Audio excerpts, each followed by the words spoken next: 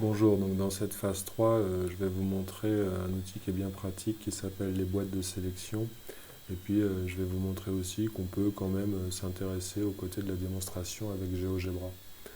Euh, alors, si on voulait confirmer ou infirmer ou préciser, affiner notre conjecture, ça serait bien qu'on puisse avoir de manière précise, sous forme d'expression littérale, l'aire du rectangle ABCD en fonction de A.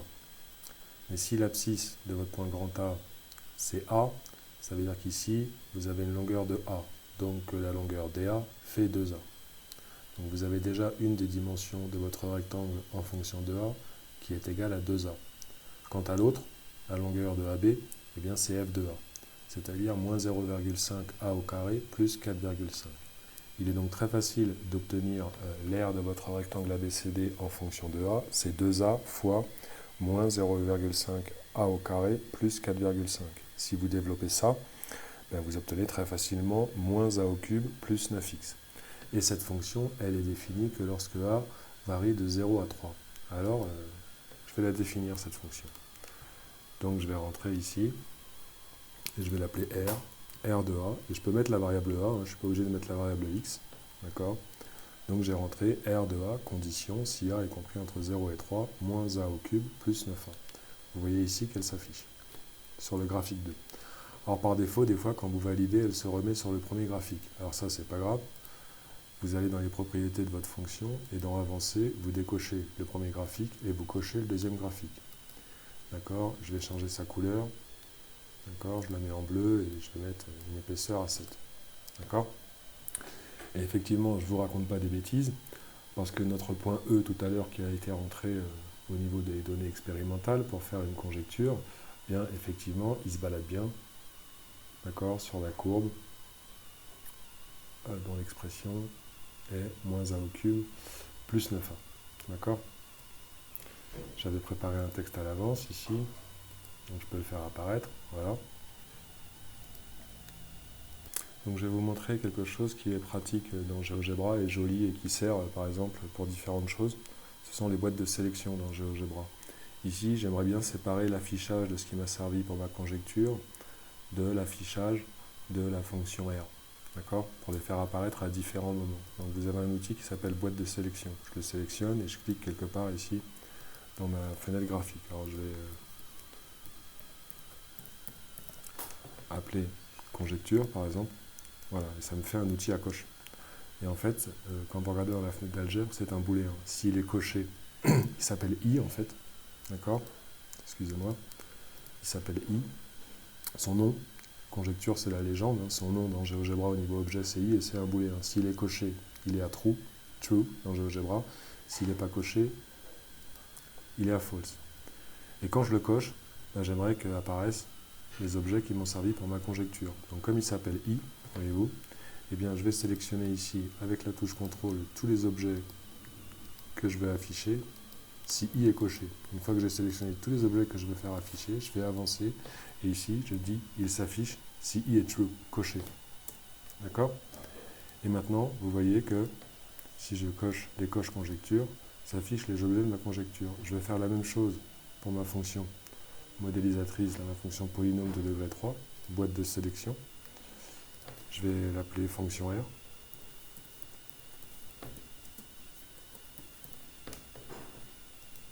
Ok. Si je fais attention de mettre pour le faire bouger, pour les boutons de sélection, pour les déplacer, il faut utiliser un clic droit. Alors lui, il s'appelle comment? Il s'appelle J, d'accord. Lui, je le décoche, lui, il s'appelle J, et le texte qui est là, que je sélectionne, et contrôle la fonction, et bien eux, je veux qu'il s'affiche quand J est coché. Et ça, c'est assez joli, parce que là, vous faites apparaître la conjecture, d'accord. Je vais réactiver l'outil trace ici. Voilà, ça c'est quand vous travaillez sur la conjecture, c'est joli.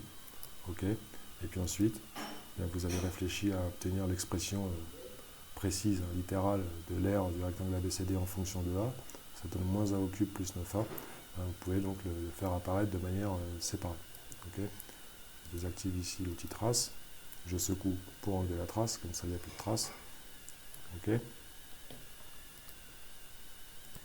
Je reviens donc sur la fonction polynôme de degré 3 qui m'intéresse, l'aire du rectangle ABCD en fonction de A, donné par moins 1 au cube plus 9A.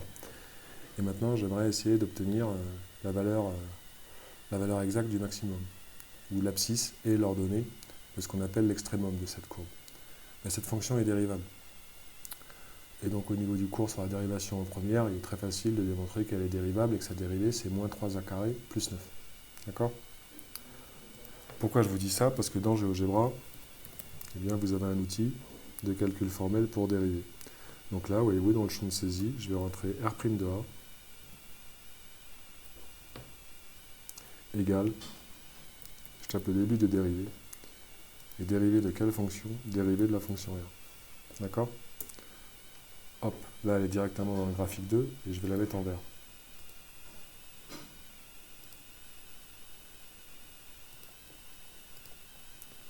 Je vais la mettre à 7. Et donc vous voyez, il m'a dit que la dérivée de la fonction R c'était moins 3a carré plus 9. Et on remarque ici que on est au courant, hein.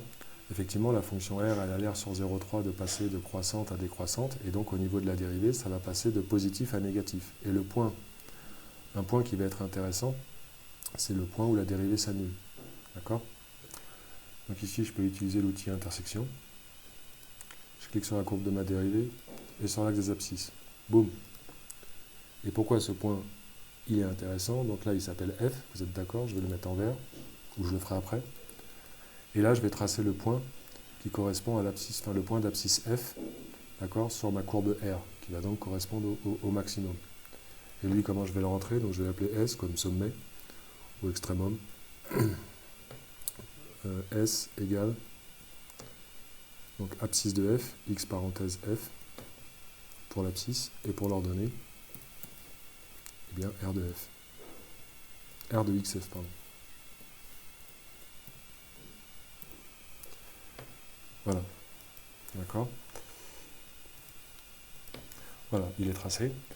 Bon, je peux éventuellement, pour faire apparaître certaines choses, envoyer ces deux points-là. Je vais affiner ici, et oui, je vais passer par là, le point, je le mets en vert. Ok, point F. Alors, il est très facile d'obtenir l'abscisse du point F et la valeur du maximum, parce que pour avoir l'abscisse du point F, il faut résoudre l'équation moins 3a carré plus 9 égale 0, qui est très facile à résoudre parce que ça donne 3a carré égale 9, a carré égale 9, non, a carré égale 9 sur 3, pardon, donc a carré égale 3, ce qui nous donne deux solutions, moins racine carrée de 3 et racine carrée de 3.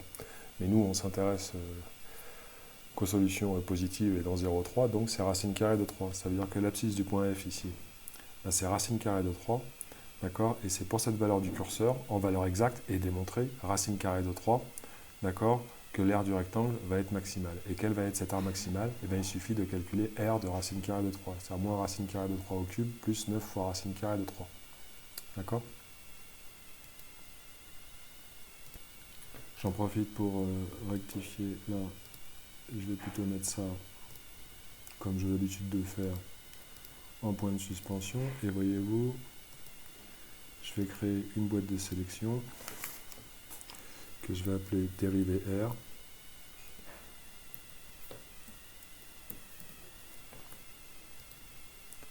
Voilà, bon, pour l'instant, lui, je vais le fermer.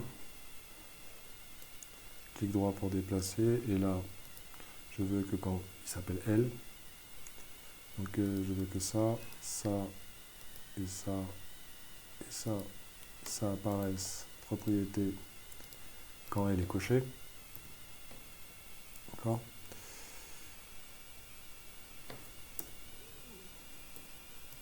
Voilà. Ok, et il y a autre chose, j'avais préparé un petit texte pour la dérivée, l'expression de la dérivée, l'affichage de la dérivée.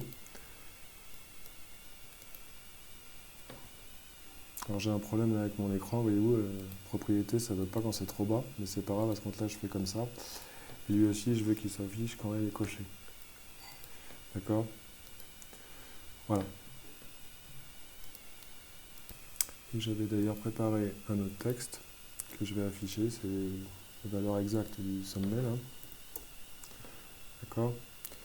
Et justement là, pour sur le point S, on ne va pas faire doublon. Dans propriétés basiques, je ne fais pas afficher l'étiquette pour ce point puisque j'avais fait un texte spécifique. D'accord ? Ce qui fait qu'à la fin, vous arrivez à quelque chose de joli. Vous avez votre conjecture, la modélisation en fonction, le passage par la dérivée, d'accord ? L'étude du signe de la dérivée, et notamment là où la dérivée s'annule en changeant de signe, ce qui vous donne que par rapport à votre problème d'optimisation, vous avez résolu. D'accord ? Le rectangle il est maximal quand le point A il a une abscisse de racine carrée de 3 et l'aire maximale du rectangle ABCD c'est 6 fois racine carrée de 3. Voilà, c'est joli. Et ici, je vais vous montrer autre chose, justement. Je vais afficher la fenêtre de calcul formel. D'accord ? Je vais décocher ça. Donc GeoGebra permet en partie de faire du calcul formel. Donc voyez-vous, par exemple, si je vais demander de me résoudre l'équation moins 3a carré plus 9 égale 0 pour savoir en quelle valeur ici ça s'annulait, eh bien je peux lui rentrer. Par contre, c'est mieux de lui rentrer avec la variable x en calcul formel. Je vais rentrer moins 3 x au carré plus 9. Pardon, je ne suis pas habitué avec ce clavier, égale 0. D'accord ? L'équation elle est rentrée, je la sélectionne et je lui demande de me la résoudre. Il me trouve deux solutions, moins racine carrée de 3 et racine carrée de 3. Ce qui confirme donc la résolution qu'on a fait ici oralement. Et si vous voulez donc la valeur exacte de votre fonction r en racine carrée de 3, vous faites r de... Donc la syntaxe pour racine carrée en GeoGebra, c'est SQRT comme square root. Okay. Et bien vous faites r de racine carrée de 3 et vous obtenez 6 fois racine carrée de 3. Voilà. Et là, vous êtes en calcul formel. Ce qui fait qu'au final, j'enlève ça, je raffiche mon premier graphique. Eh bien, je ne sais pas pourquoi il y a ces deux droites verticales qui se sont mises, j'ai dû faire un petit bug. Eh bien, vous avez quelque chose de joli. Vous avez une première conjecture, naïve un peu, d'accord. Une deuxième conjecture jolie qui passe par le graphique, d'accord. Et puis ensuite, une résolution mathématique pour affiner votre conjecture et avoir les valeurs exactes en fait, qui maximisent l'air, d'accord, plus les fonctionnalités de boîte de sélection.